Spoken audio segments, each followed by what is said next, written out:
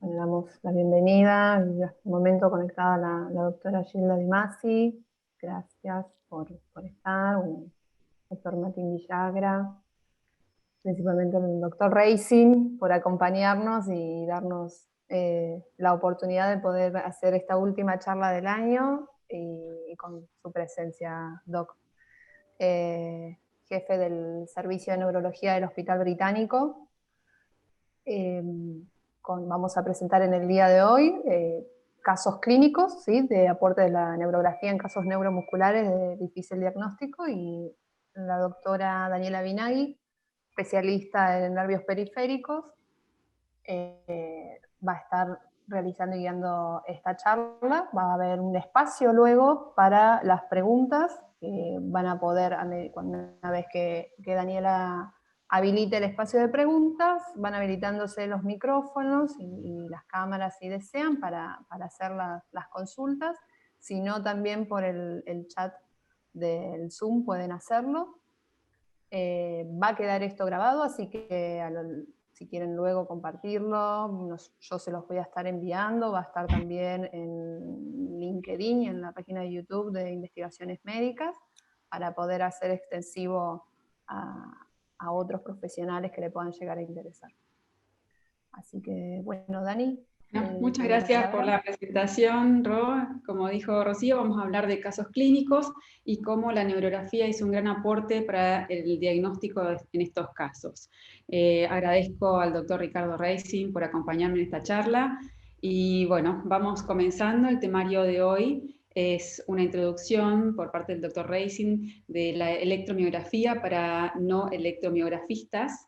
Luego voy a hablar de la neurografía, de por qué es un traje hecho a medida.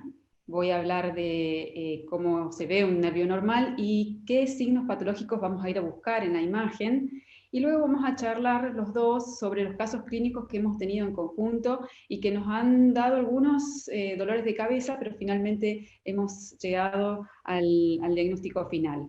Y luego las conclusiones finales. Doctor Racing, lo dejo con la diapositiva. Bueno, Daniela, muy buenas noches. Muchísimas gracias por la invitación. Un placer compartir este evento contigo.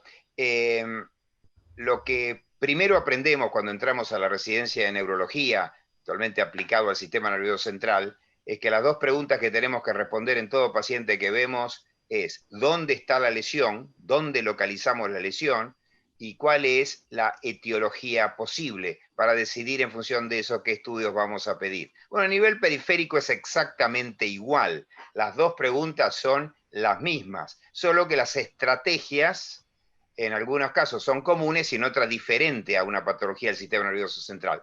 Lo que es común es, lo primero es el examen. La base para localizar un problema neuromuscular es el interrogatorio y el examen neurológico, pero hace falta a veces complementos para poder terminar de localizarlo y fundamentalmente para tratar de entender cuál es la etiología. El primer complemento que usamos durante muchísimos años, no teníamos muchos más desde el punto de vista no invasivo, fue la electromiografía. Y para no espantar a la audiencia, esto van a ser solo 2 diapositivas en donde quiero subrayar 2 o 3 puntos que vamos a poder aplicar a lo largo del análisis de los casos.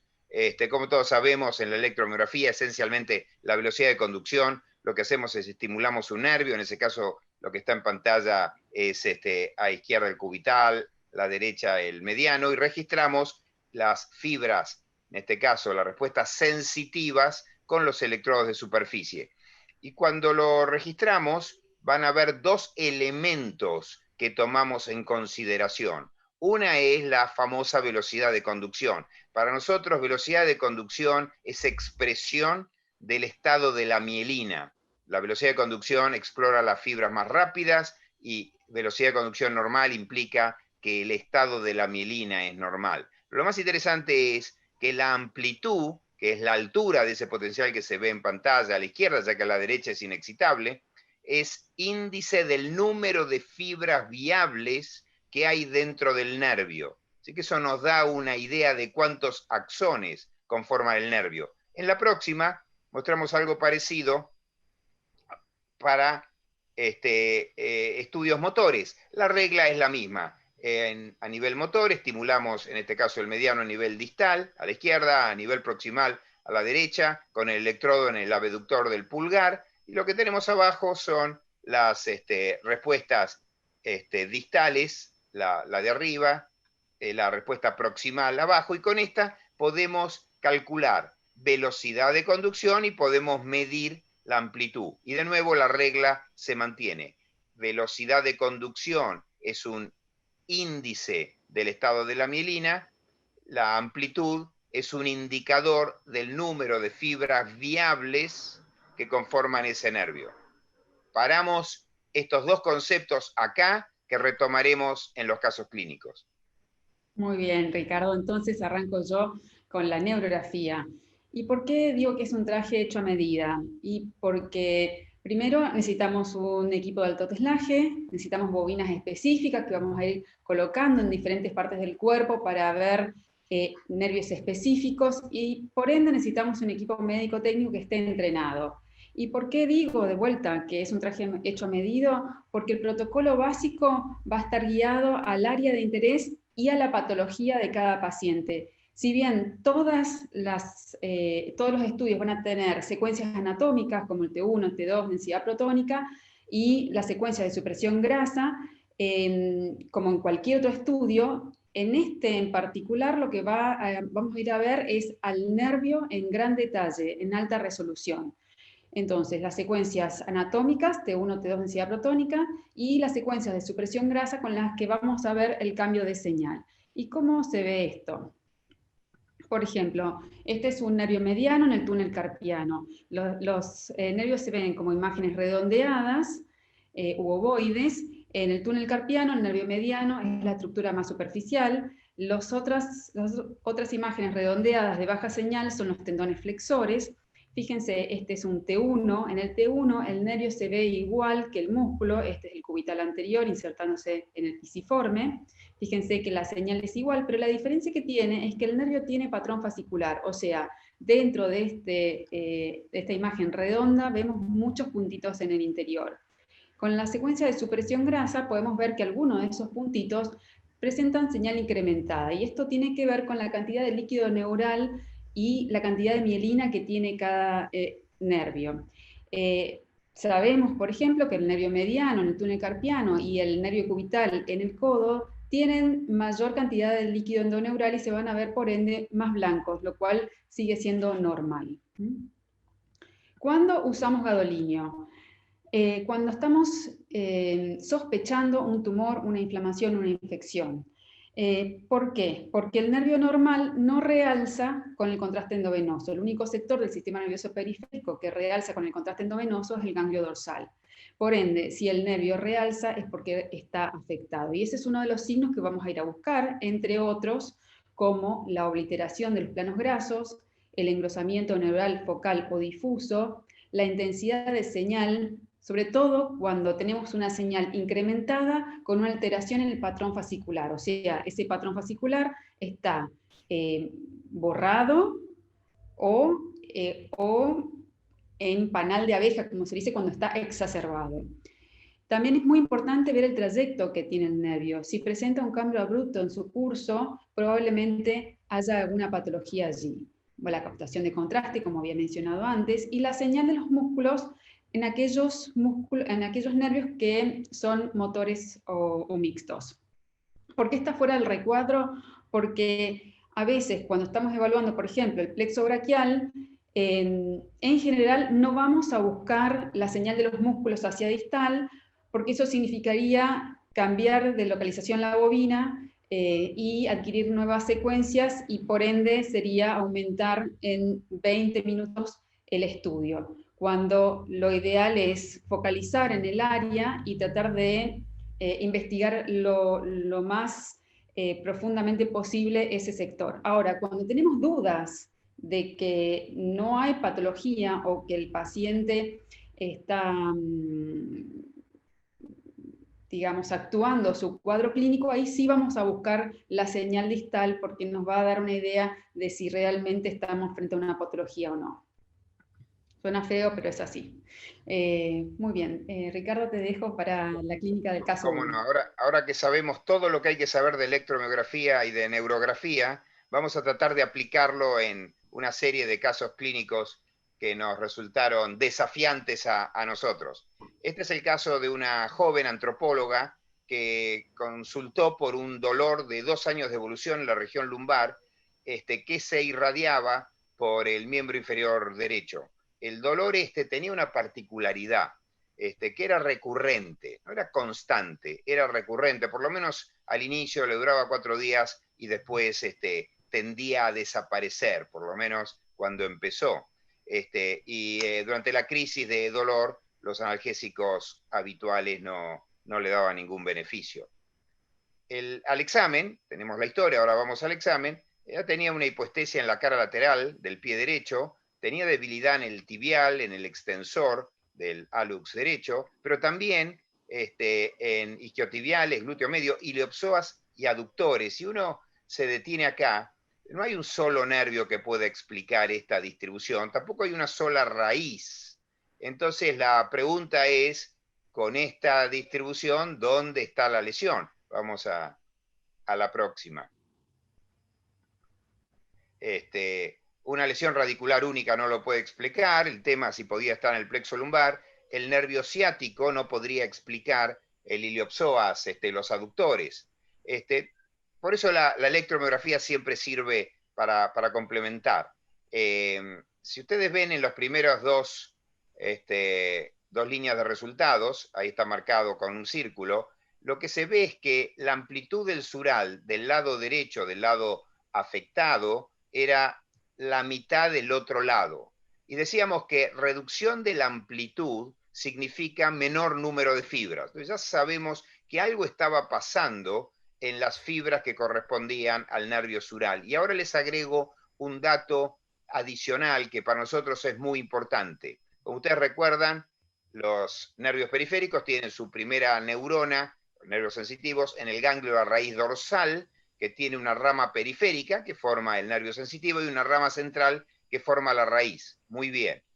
Cuando la lesión afecta al ganglio o su rama distal, la lesión va acompañada de pérdida de las amplitudes. Si en cambio yo corto la rama proximal, en la medida que la neurona del ganglio dorsal y la rama distal estén normales, siguen funcionando como cable y van a dar respuestas normales. Quiere decir que cada vez que vemos que hay una amplitud en la respuesta sensitiva, automáticamente sabemos que la lesión tiene que estar en el ganglio o distal al ganglio de la raíz dorsal. Así que esto del sural ya nos mostraba que no podía esto explicarse por una lesión radicular, tenía que ser distal al ganglio, podía estar en el plexo o afectar múltiples nervios. Y las fibras motoras lo que muestran es que el ciático popliteo externo como el tibial posterior tenían amplitudes reducidas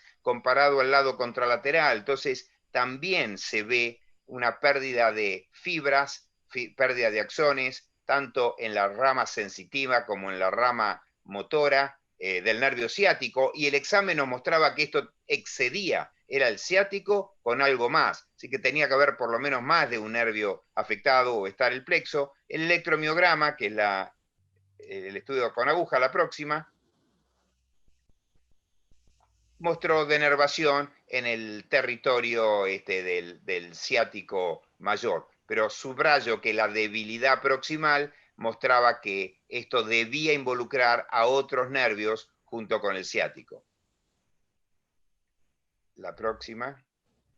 Lo que le pedimos por la característica tan particular de que la ciatalgia era cíclica, era un diario de sus dolores, y nos trajo un diario que es clásico. Esta joven estaba bastante bien durante el mes, pero los 4 días de su periodo menstrual el dolor se exacerbaba. Al comienzo, pasado el periodo menstrual, el dolor desaparecía, y a medida que fueron pasando los meses ya nunca volvía a cero.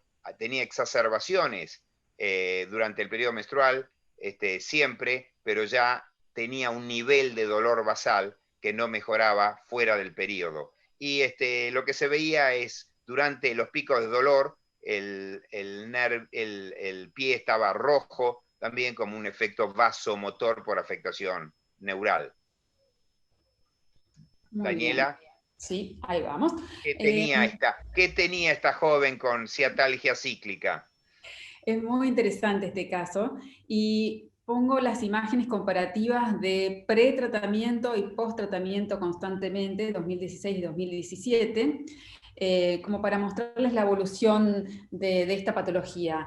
De lleno les voy a decir que se trata de una endometriosis, y en la endometriosis buscamos básicamente sangrado en una primera etapa, y en una segunda etapa buscamos todos los cambios inflamatorios secundarios con la cicatriz retráctil. Muy bien, en el 2016, esta es una imagen sagital, este es el ilíaco y este es el nervio ciático, este es el músculo piramidal. Fíjense lo grueso que está el nervio ciático y el incremento de señal que tiene en su interior. Fíjense la imagen coronal, esta es una imagen coronal T1, supresión grasa, este es el sacro, este es el ilíaco, este es el nervio ciático y espontáneamente se ve hiperintenso. Esto es clásico del sangrado que ya lleva entre 3 y 7 días de evolución. ¿Por qué? Porque en ese momento la metahemoglobina presenta espontáneamente señal hiperintensa. Cuando uno está sospechando una endometriosis, tiene que hacer este tipo de secuencias para poder ir a detectar las áreas de sangrado. Fíjense con tratamiento cómo esas áreas se han reducido significativamente. Volvemos al 2016, en la imagen axial tenemos el nervio ciático normal del lado izquierdo, esto es el músculo piramidal, vamos al lado derecho, piramidal, y fíjense el engrosamiento que tiene el nervio ciático. Y no solamente el nervio ciático, sino que también está afectando al nervio obturador que está pasando por aquí. Fíjense que ya se observan signos de obliteración del tejido adiposo perineural, que habíamos puesto como primer signo patológico, y esto tiene que ver con todo el proceso inflamatorio que luego va a ser cicatriz retráctil. La imagen axial, otra vez espontáneamente hiperintenso en T1 con supresión grasa, y no hay que confundir con algunas cuestiones como ser, por ejemplo, la presencia de vasos venosos que pueden dar señal hiperintensa también. Tienen que tener en cuenta que la ubicación anatómica del nervio para ir a buscarlo, el nervio ciático está aquí y no acá atrás. Y también hay que tener en cuenta que la materia fecal también puede presentarse espontáneamente hiperintensa con esta secuencia. Entonces, lo ideal es tener primero una secuencia anatómica para poder distinguir las estructuras que vamos a evaluar y luego la supresión grasa para ver cómo se comporta con esta secuencia. Las áreas espontáneamente hiperintensas pueden ser sangrado, pero también pueden ser vasos venosos o de bajo flujo y materia fecal. ¿Qué pasó más adelante? Fíjense la evolución del 2016 al 2017, donde el nervio está reducido en tamaño significativamente, pero la cicatriz fibrosa y fibroretráctil se hizo más marcada. Y a su vez, fíjense que la zona donde estaba el nervio obturador está retraída hacia el nervio ciático. Entonces, la fase inicial con el sangrado y la fase ya tardía con la cicatriz retráctil.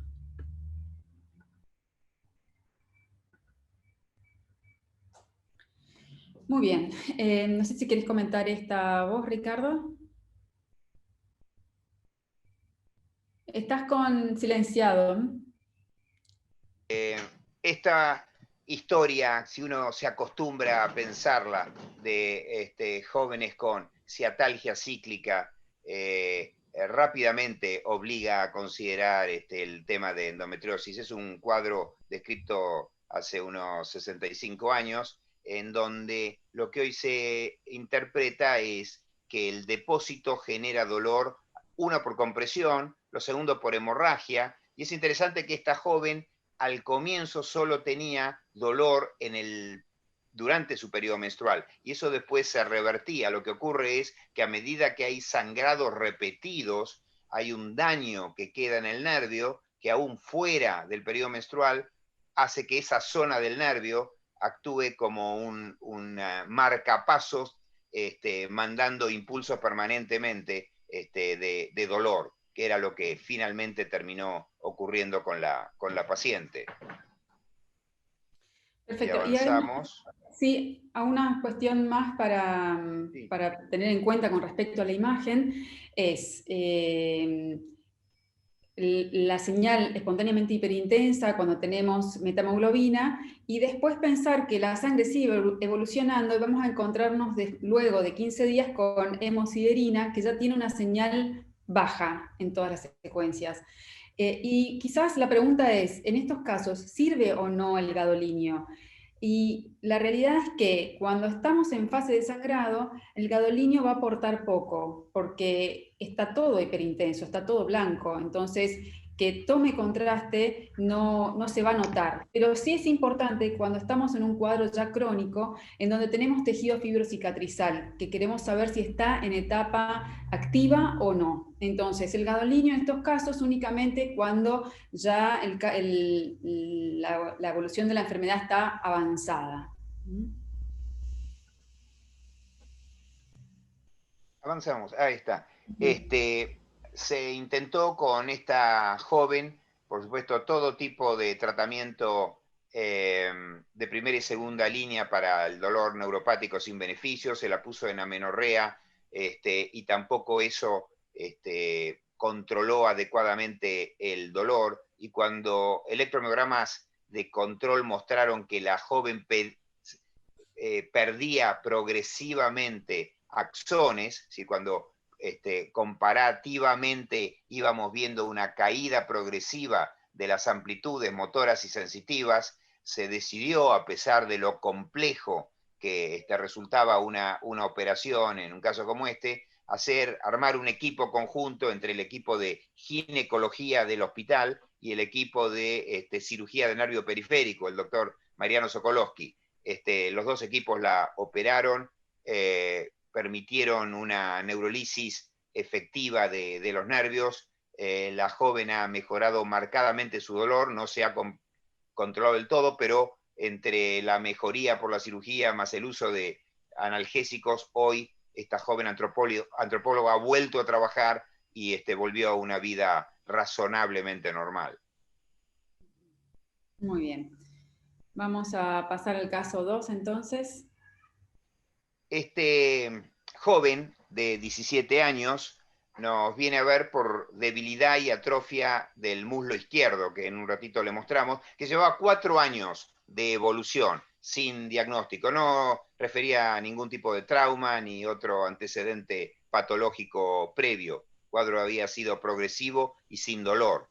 Y al examen, este joven tenía debilidad y atrofia específicamente del cuádriceps e iliopsoas. El resto de los músculos del miembro inferior eran normales, tenía arreflexia patelar e hipoestesia en la cara anterior del muslo y cara interna de la pierna. Todo esto constituye clínicamente una lesión del nervio femoral izquierdo. La próxima. Y los estudios electromiográficos, que no son más que la extensión del examen clínico, mostraron una ausencia de respuesta sensitiva del nervio safeno izquierdo. De nuevo, muestra que esto no puede ser un problema radicular, esto no puede ser una lesión L4, esto implica que hay una lesión distal al ganglio de raíz dorsal, y una lesión L4 hubiera involucrado también a los aductores, cosa que estaba normal en este chico. Así que la respuesta sensitiva normal vuelve a localizar el problema a nivel postganglionar. El resto de los nervios explorados fueron normales, y una denervación exclusiva del cuádriceps y el iliopsoas. Así que esto confirmaba que el problema estaba en el nervio crural. El tema es por qué tenía una lesión este joven en el nervio crural. Y ahí necesitamos la ayuda de Daniela. Muy bien, vamos con las imágenes entonces a nivel de la pelvis. Tenemos imagen axial en T2 y densidad protónica en supresión grasa. Tenemos el músculo psoas ilíaco del lado izquierdo y del lado derecho.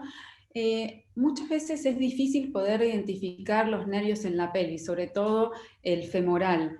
La idea es usar secuencias T2 donde, si ustedes recuerdan lo que yo les había comentado al principio, en T1 el nervio tiene la misma señal que el músculo. Entonces lo que buscamos con el T2 es que cambie ligeramente la señal y en vez de ser exactamente igual que el músculo, tenga una señal un poquito más gris, como se ve en este caso, donde el nervio en su presión grasa se puede identificar un poquito más fácil porque tiene señal hiperintensa con respecto al del lado contralateral. Y bueno, aquí evidentemente no le puse la flecha, pero está aquí. Y cuando inyectábamos contraste endovenoso era mucho más fácil de poder ver. Ya veíamos un engrosamiento en la imagen sagital oblicua por un realce que tenía el nervio, y en la imagen axial podíamos ver perfectamente al nervio femoral izquierdo, y el lado contralateral no era visible porque el nervio normal no realza con el contraste endovenoso. Pusimos una bobina de superficie donde podíamos ver con mucha mejor resolución el engrosamiento del nervio y como un incremento en el patrón fascicular, como un panal de abeja. Y esto es característico de un tipo de lesión que los americanos llaman el tumor invisible. Y se trataba de un perineuroma o un perineurioma, como le llaman los americanos. Como decía Ricardo, esta es la imagen de la cirugía. Fíjense la atrofia del cuádriceps, y esta es la imagen quirúrgica del nervio marcadamente engrosado. Las imágenes de la anatomía patológica mostraban una tinción positiva para el antígeno de membrana epitelial, que es característico de estos tumores. Lo que tiene de característico en la imagen es que se exacerba el panal de abejas porque hay un aumento en el tejido perineural que hace que los fascículos se vean con mayor detalle. Lo que tiene este tumor es una tinción homogénea tras el contraste endovenoso, y creo que es un caso interesante para mostrar porque, por ejemplo, en mi archivo no tengo con tanta frecuencia neurofibromas o schwannomas, y sí tengo muchos perineuromas. Entonces creo que es una patología que está subdiagnosticada. Vamos a ir a la siguiente. Yo te agregaría Sí. Volvemos una atrás Vale. para los neurólogos de la... en esta de la patología. Sí. Agrego un dato para los neurólogos de la audiencia. La foto D, para los que la ven, van a ver estos redondeles que parecen, si uno los mira de cerca, como capas concéntricas de un tejido determinado, y en esas capas es lo que uno está acostumbrado a ver en otra enfermedad como tipo catáfila de cebolla, los onion bulbs. Ahora, los onion bulbs están formados por células de Schwann. La ventaja de estas tinciones, como subrayaba Daniela, es que, y le agradecemos esta foto a la doctora Analía Taratuto, es que esas zonas tipo pseudo-onion bulbs no tienen célula de Schwann, y en realidad están formadas por estos células epiteliales que conforman al tumor. Y es interesante, en la próxima, que antes de colaborar con Daniela, para nosotros este era un tumor desconocido. Jamás habíamos visto estos cuadros, y desde que estamos haciendo esta combinación de trabajo conjunto, llevamos más de 10 casos en nuestro servicio, más los que puedan existir en otros servicios. Así que esta era una patología que evidentemente no diagnosticábamos. Y tiene la particularidad de que es un tumor focal de células perineurales que se presenta frecuentemente en chicos jóvenes o adolescentes, más en miembros inferiores que en miembros superiores, pero también está descrito en los brazos, de lenta progresión. Y como muchas veces afecta ramas del nervio ciático, hemos tenido pacientes estudiados durante años como lesiones del ciático popliteo externo, que primero no eran del ciático popliteo externo, eran del ciático mayor. Por eso cuando se focalizaba el estudio en el ciático no se veía nada. Y esto era el nervio ciático en su totalidad engrosado, extendiéndose a las dos ramas. Así que en gente joven, en donde las lesiones compresivas son menos frecuentes que en el adulto, la aparición de una neuropatía progresiva, una mononeuropatía sin dolor en miembros inferiores, debe hacer pensar agregar perineuroma al diagnóstico diferencial. La cita que está ahí abajo de la doctora León Cejas y colaboradores, que incluye este caso, reportó la experiencia de los primeros 10 pacientes que hemos visto en conjunto con Daniela y Mariano Sokolowski, que al comienzo los biopsiaba y hoy ya más familiarizados con la imagen, no a todos se los biopsia.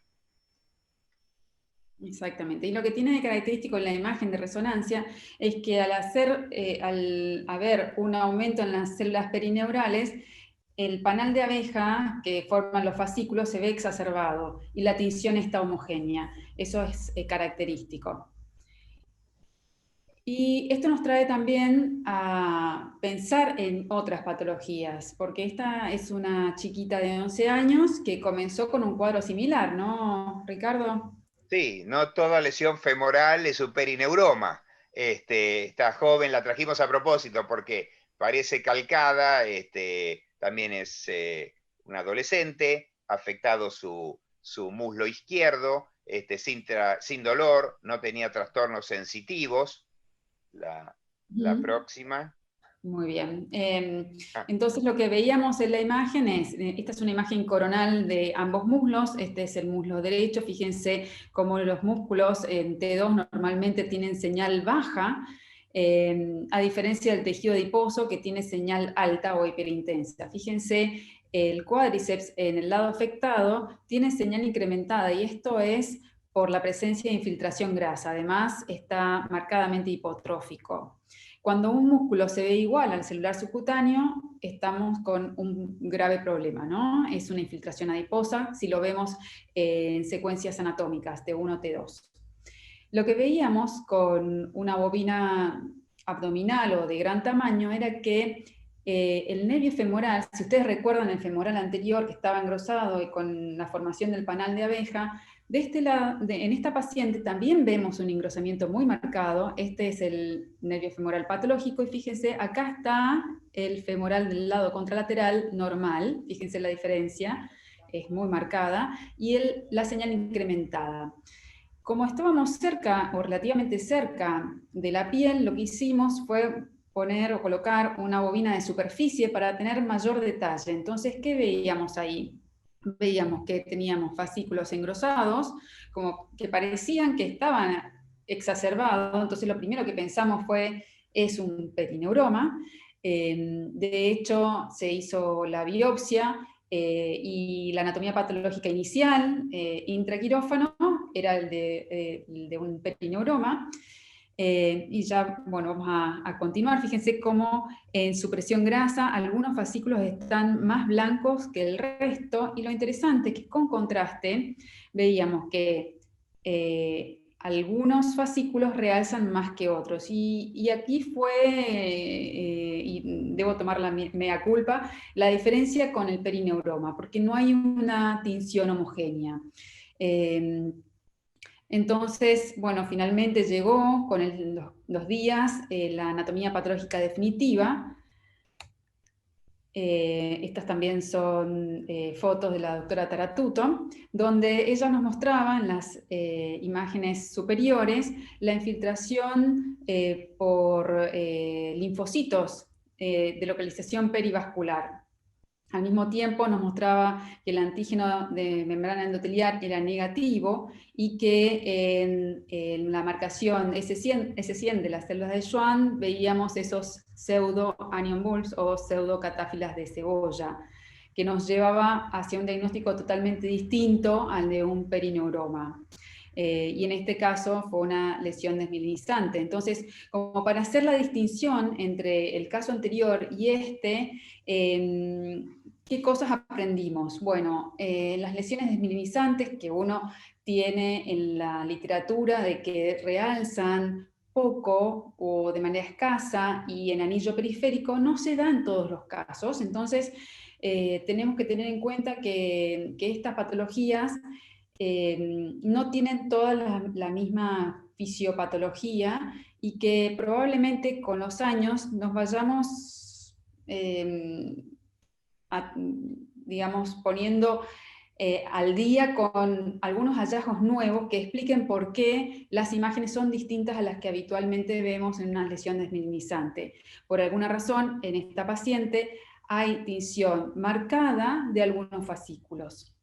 No sé, Ricardo, si querés Sí, hacer sí, un yo comentario. agregaría que revisamos múltiples veces esta patología con Alía Taratuto, esta joven que compartimos su seguimiento con el doctor Alberto Dubrowski y hoy con el doctor Roquia, fue estudiada en Mendoza y la muestra enviada a Buenos Aires para una segunda opinión. Y la que esencialmente fue crucial en el diagnóstico fue Analía, porque primeramente identificó que esto no era un perineuroma, no tenía los marcadores que vimos en el caso anterior, fue la que identificó la infiltración inflamatoria perivascular y la que nos aseguró con el material que recibió que no había ningún signo de infiltración tumoral, porque también nuestra preocupación es que no fuera un linfoma.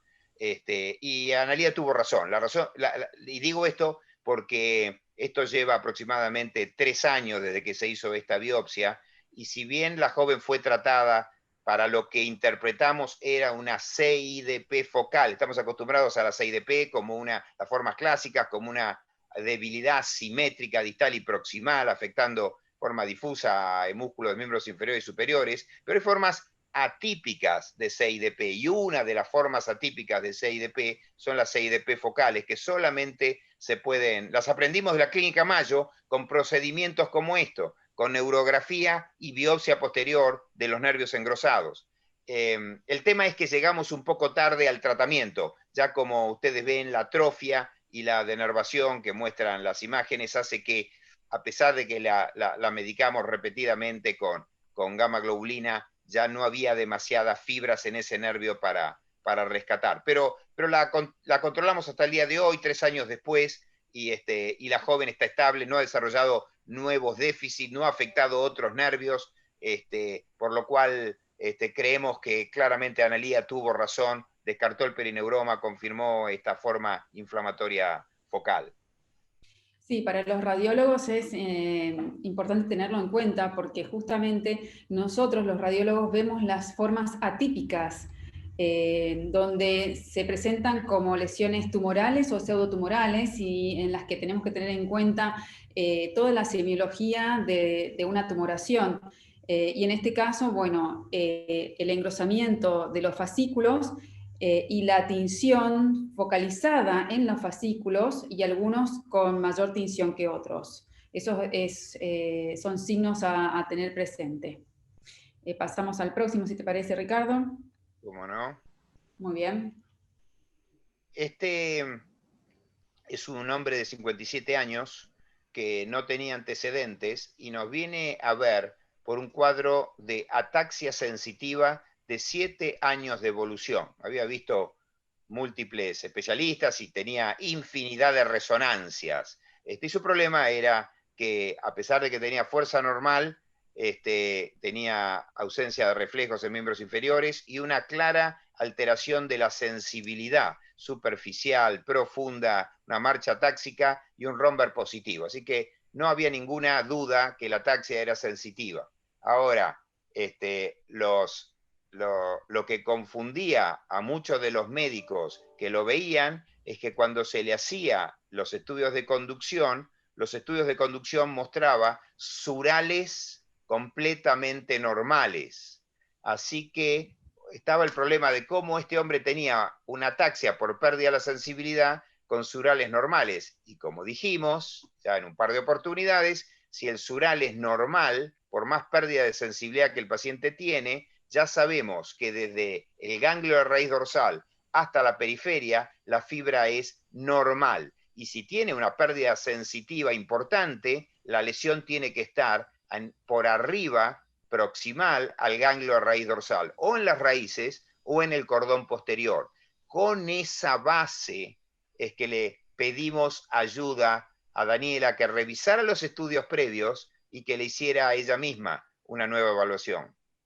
Vamos a ver la imagen de resonancia. Entonces, tenemos cortes sagitales en T2, T1 sin contraste y T1 con contraste, y las imágenes axiales, T2 anatómico y con contraste. Fíjense cómo en el T2 tenemos las raíces que están gruesas, tienen un engrosamiento focal, en algunas de ellas se veía más que en otras, pero fíjense, casi nunca se ve tantas raíces como se ve en esta imagen axial. Y cuando le inyectábamos contraste endovenoso, veíamos que realzaban un realce que es tenue, pero que estaba presente. Fíjense que cuando adquiríamos la imagen en supresión grasa, ese realce se hace incluso más evidente.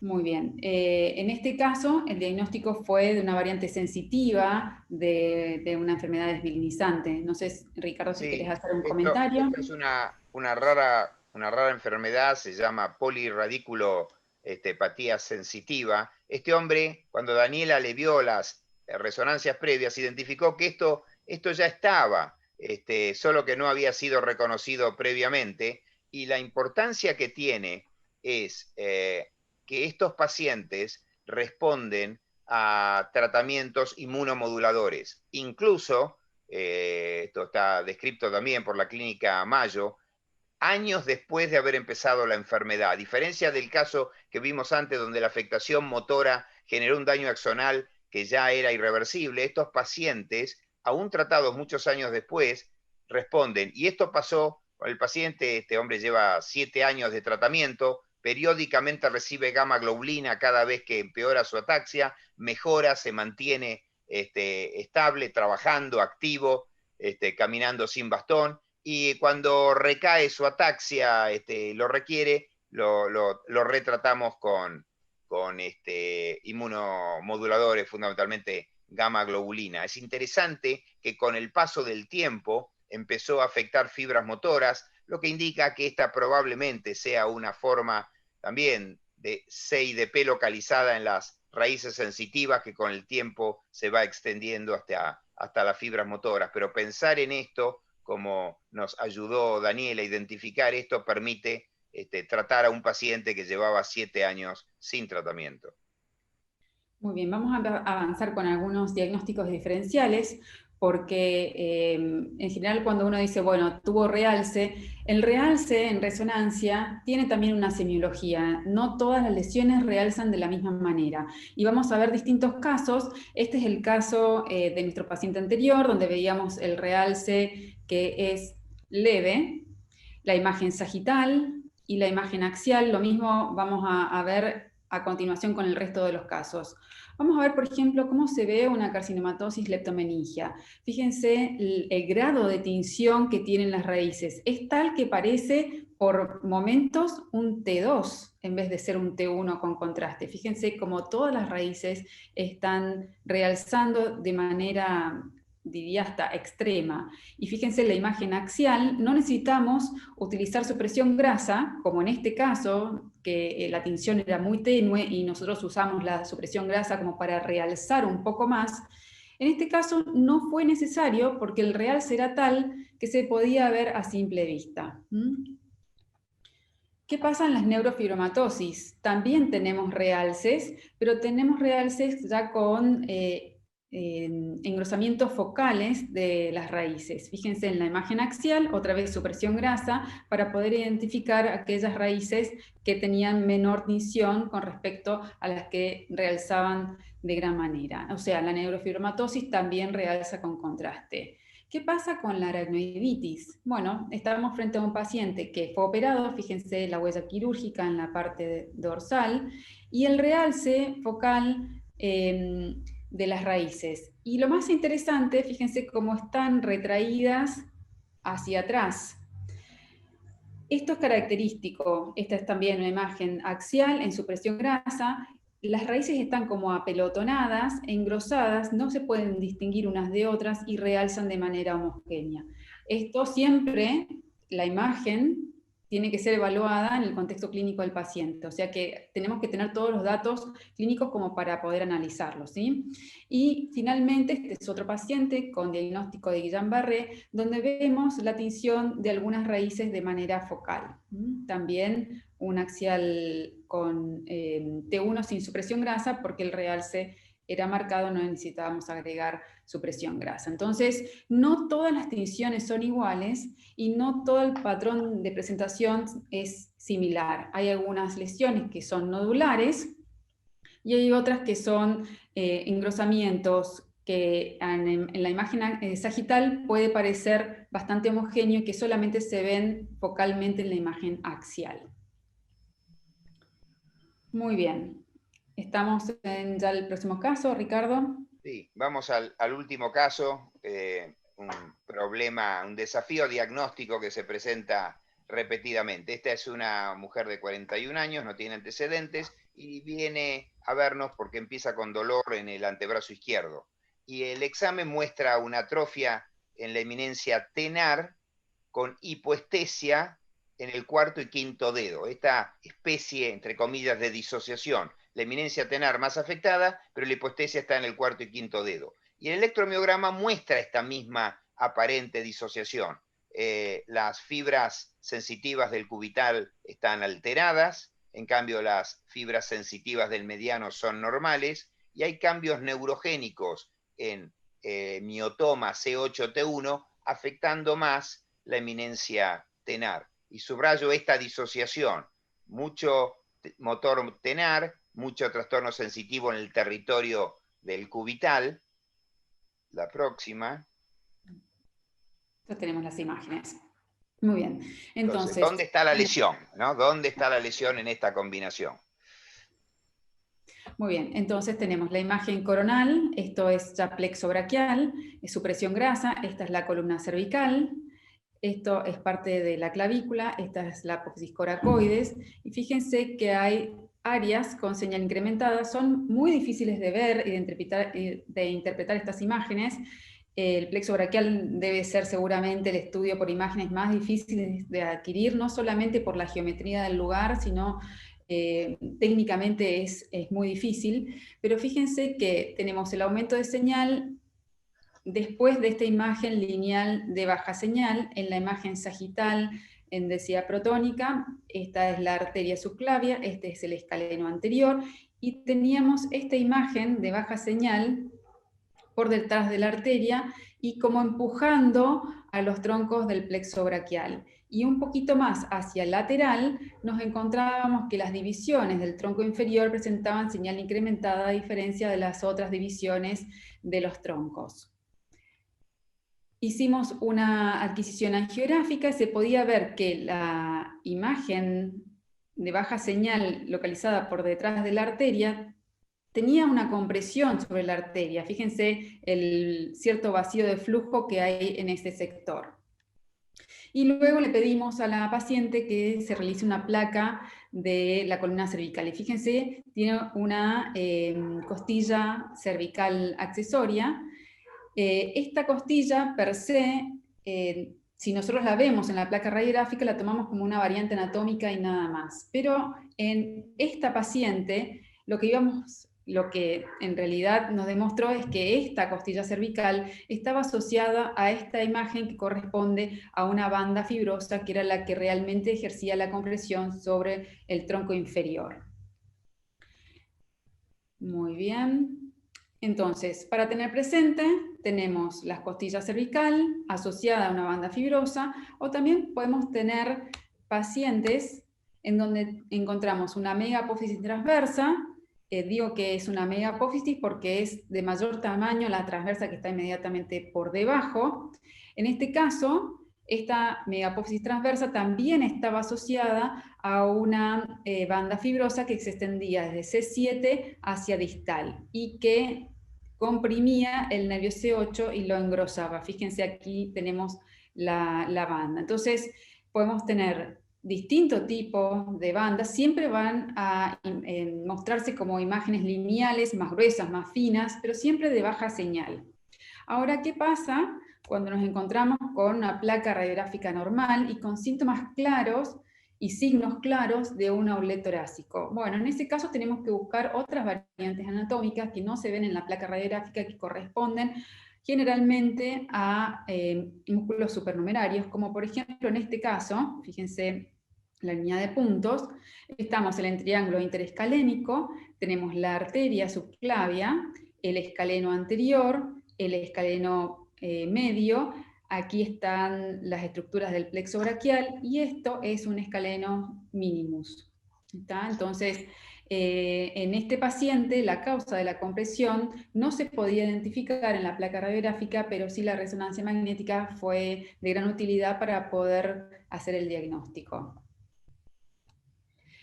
¿Cuáles son los tips para ver en estos pacientes de outlet torácico? Primero, encontrar una causa de compresión que esté en directo contacto o en estrecho contacto con la estructura neural que está siendo comprimida. Esa estructura tiene que tener un aumento en la señal y un engrosamiento que va a ir apareciendo paulatinamente con el tiempo. Obviamente, si uno inyecta contraste, esa área va a tender a realzar. Entonces, la tríada más importante es la estructura que puede generar la compresión en estrecho contacto con el nervio que está siendo comprimido y el aumento de señal en este nervio. Ricardo. Sí, el thoracic outlet, el síndrome del desfiladero torácico, es un cuadro clásico en neurología y sin embargo es un cuadro muy raro. Si uno se basa en lo que los sajones llaman el thoracic outlet neurogénico, en donde uno combina el dolor con la pérdida de sensibilidad en el territorio del cuarto y quinto dedo, con atrofia de la eminencia tenar más que hipotenar. La combinación de estos factores es infrecuente. Diferentes pacientes jóvenes, a veces delgadas, que se quejan de parestesias o de dolor en el brazo, pero tienen un examen y un electromiograma normal, que es lo que en la literatura sajona se conoce como non-neurogenic thoracic outlet, el thoracic outlet sin daño neurogénico comprobado. Y este no es un tema menor, porque este segundo grupo, ese es muy común en la práctica cotidiana. ¿Y por qué es importante distinguir aquel que tiene el examen y la electromiografía de aquel que simplemente se queja de dolor y parestesias? Porque la cirugía del thoracic outlet, del desfiladero torácico, no es una cirugía sencilla. Y es interesante, años atrás se hizo una revisión de 48 pacientes operados. Hay dos técnicas, pero no importa. Usando ambas técnicas, lo que se vio es que 20 quedaron asintomáticos, un poco menos de la mitad, y 26 o no mejoraron o empeoraron. ¿Y por qué no mejoraron o empeoraron? Bueno, primero porque había errores diagnósticos. Algunos de ellos tuvieron túneles carpianos operados innecesariamente, neuropatías periféricas operados innecesariamente, tumores del foramen magnum, patología cervical, neurinomas del cuarto y quinto raíz cervical, y algunos porque desarrollaron complicaciones por la cirugía, como causalgias, lesión del nervio torácico largo o del intercosto braquial, que es el nervio que inerva nuestra piel en la axila. Por lo cual, si uno va a operar estos pacientes, la recomendación es tratar de asegurarse, tener una neuroradióloga como Daniela y poder identificar que las alteraciones clínicas y electromiográficas correlacionan con los hallazgos en la neurografía. Perfecto, muy bien. Finalmente las conclusiones, estas son las tuyas, Ricardo. Esencialmente, como han visto en estos casos, la clínica y la electromiografía nos ayudan muchísimo, pero llega un momento, y mucho más en lesiones proximales, que necesitamos algún estudio complementario. Durante muchos años no lo tuvimos y ahora, a partir de tenerlo, podemos identificar lesiones y enfermedades que antes no reconocíamos. Hay que saber pedirle a Daniela qué lugar tiene que ir a buscar. Hay que poder ubicar la lesión para que pueda hacerse un estudio neurográfico adecuado. pero la ventaja es tener la posibilidad de contar con una colaboradora que termine de ayudarnos en localizar la lesión y darnos una idea de cuál es la posible patología. Muy bien.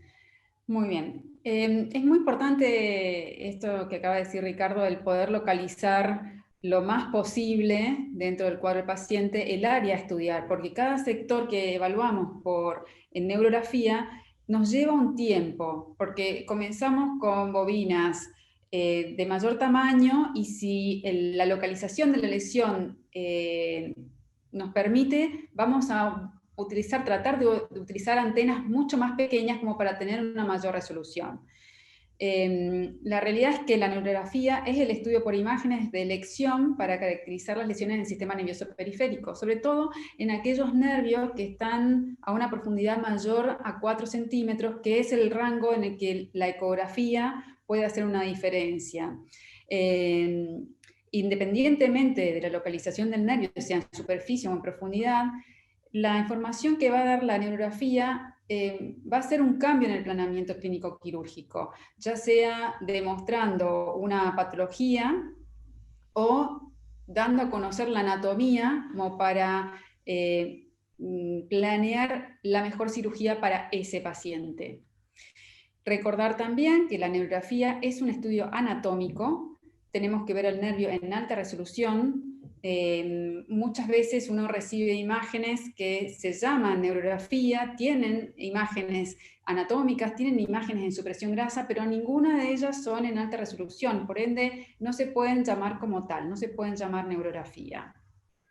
Y otro punto que es esencial es que las imágenes tienen que ser evaluadas en el contexto clínico y electrofisiológico de los pacientes, porque nosotros nos basamos en una serie de signos radiológicos, tenemos una semiología, pero casi que no hay una imagen patognomónica de una patología, sino que vamos viendo e interpretando de acuerdo al caso de cada paciente. Son pocas las veces, como por ejemplo en la endometriosis, donde uno va y tiene el diagnóstico fácil y casi que es hasta sencillo.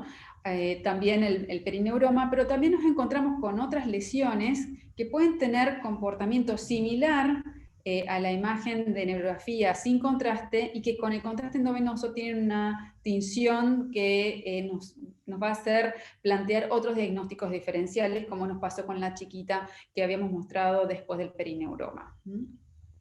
Y creo que la mejor manera de trabajar es trabajar en equipo, ya que podemos intercambiar opiniones, ideas y aprender unos de otros. Así que aprovecho para agradecer a Ricardo y a todo su equipo por la paciencia y por todos estos años de aprendizaje. Un placer, un placer. Muchas gracias. Bueno, esta parte ha finalizado, así que quedamos a disposición para las preguntas.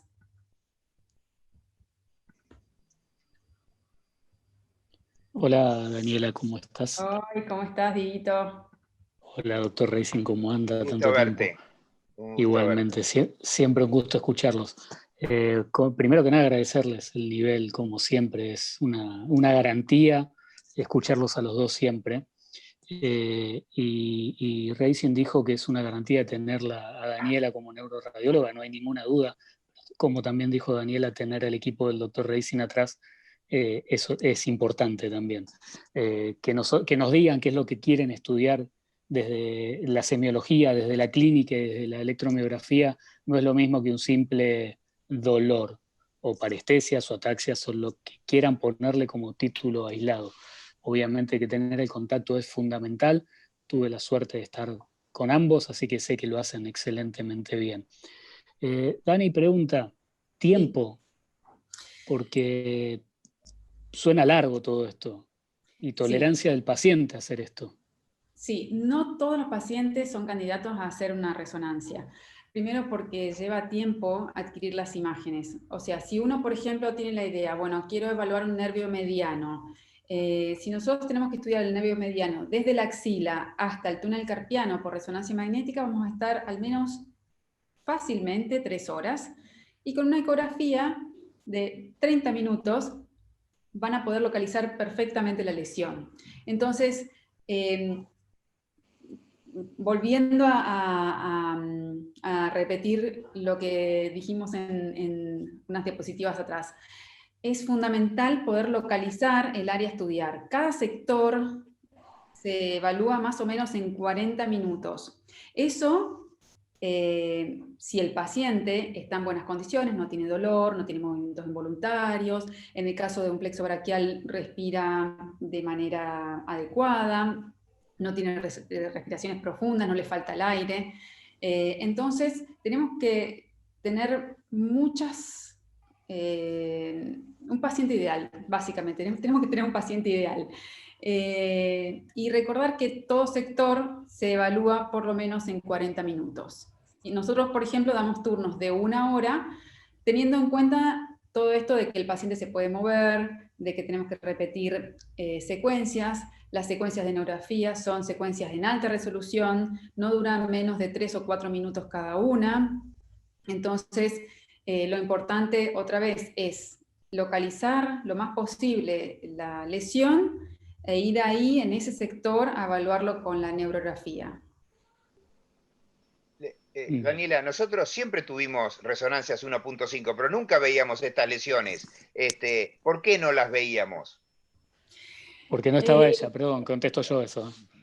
Porque no lo hacía ella. ¿Qué hay de particular? Bueno, primero, el radiólogo tiene que dejar de ser el radiólogo habitual y tiene que ver al paciente. Es ideal tener una pequeña entrevista antes de ingresarlo al equipo, como para saber cuál es la sintomatología, desde hace cuánto que la tiene, ver los estudios previos.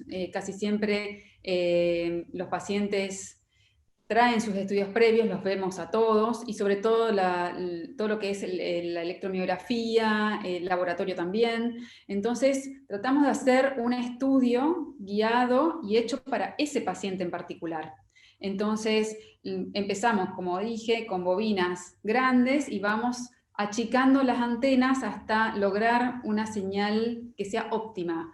Uno tiene que ver de manera directa al nervio y poder identificar los fascículos y poder ver qué está pasando en las partes blandas que están alrededor del nervio, de poder hacer una semiología con esa imagen. Entonces, la realidad es que es un estudio que es operador dependiente porque lleva una guía muy fina. Doc, agrego un detalle para agregar esto de lo que están hablando. Los trabajos dicen que esto se puede hacer únicamente en equipo de 3 Tesla. Queda claro que eso no es así, ¿no? Que con la dedicación necesaria es suficiente un 1.5. Por eso no lo veíamos antes y ahora sí. Tiene que ver con la dedicación que se le da al estudio, como dice Daniela. Este estudio no puede ser un estudio de rutina guiado y librado al azar a cómo salga. No vamos a ver nada. Exactamente. Sí, la pregunta iba dirigida porque después de esto, muchos miembros de la audiencia, habiendo aprendido muchas de las cosas que comentás, pueden pedir una neurografía para que la hagan en cualquier centro donde haya un resonador 1.5. No les va a resultar tan fácil recibir los informes como vos los acabás de describir. Sí, no, tiene toda una dedicación y requiere un médico en consola, haciendo la adquisición de las imágenes, evaluando a cada paciente. Hay pacientes que obviamente no pueden, por dolor o por la patología de base, estar 40 minutos acostados. Entonces lo que yo hago personalmente es elegir las secuencias que me van a dar más detalle y arribar más rápido a un diagnóstico. Entonces las hago primero y voy conversando con el paciente, tratando de adaptar el estudio a ese paciente. Y personalmente a mí me gusta más el 1.5 que el 3 Tesla porque hay algunos artificios, como por ejemplo el vascular, que no son tan marcados en el 1.5. Entonces, en lo que es plexo braquial, me ayuda muchísimo el no tener ese pulso vascular tan fuerte para poder ver todas las estructuras del plexo braquial, que en un 3 Tesla es mucho más difícil. Y no había tiempo y no incluimos ningún paciente con una enfermedad que a nosotros siempre nos desafía y nos cuesta identificar, como las neuropatías motoras, un bloqueo multifocal, pero hemos estudiado muchas en conjunto. ¿Quisieras comentar un poquitito qué se ve?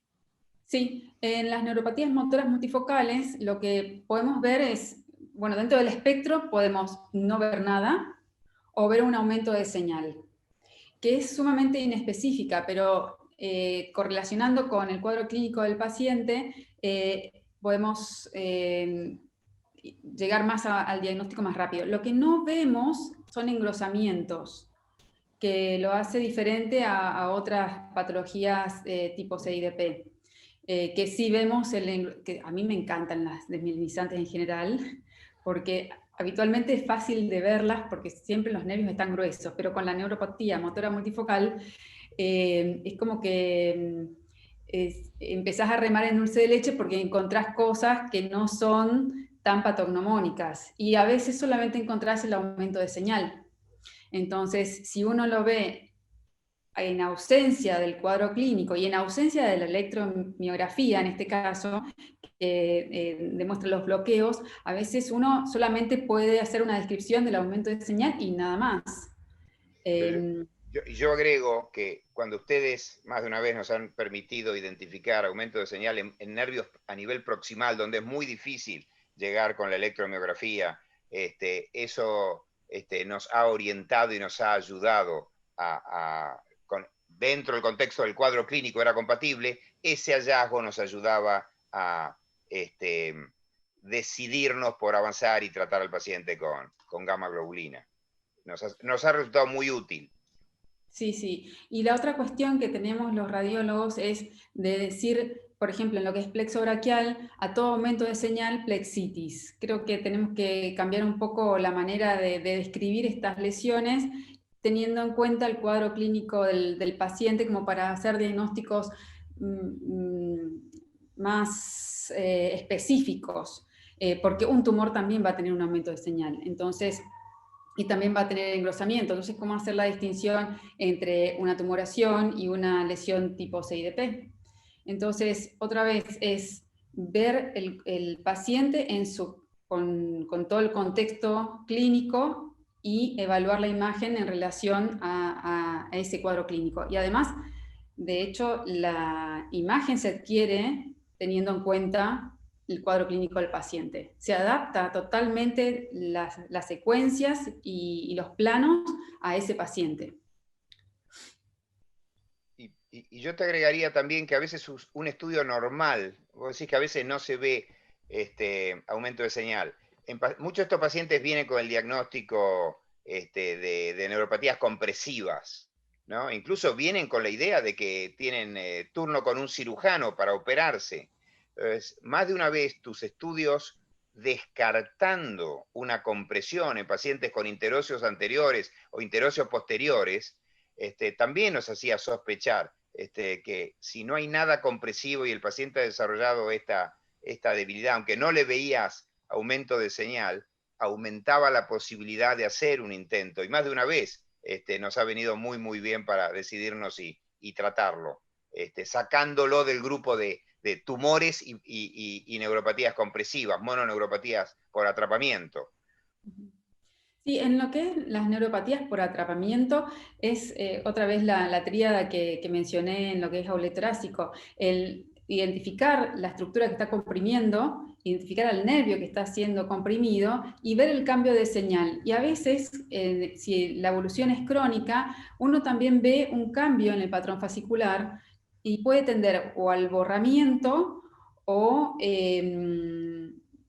si no tiene borramiento, tiene una señal muy incrementada. Pero uno puede ver el cambio en el nervio en relación a la compresión.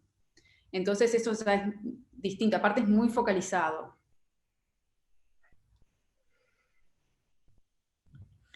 Bueno, no sé si tienen alguna otra pregunta. Agradecimientos, Dani. La doctora Tillar agradece, estuvo muy interesante. La doctora María Cristina Insúa también, que estuvo conectada, agradeció. Así que gracias a todos los que participaron y bueno, a usted, el doctor Racing, Dani, bueno, gracias Diego también por tu participación y las consultas. Bueno, muchísimas gracias, Ricardo, muchas gracias. Un placer. La verdad es que trabajar en equipo hace la diferencia en todos estos pacientes, porque todos los pacientes que hemos mostrado tienen años de estudios de resonancia y también muchas consultas por distintos especialistas, y yo creo que trabajando en equipo uno puede llegar a un diagnóstico, no sé si más rápido, pero quizás más fácil con la ayuda del otro, ¿no? Así es. Muchísimas gracias por la invitación. Muy buenas noches para todos. Muchas gracias y buenas noches. Gracias a todos. Buenas noches. Buenas noches.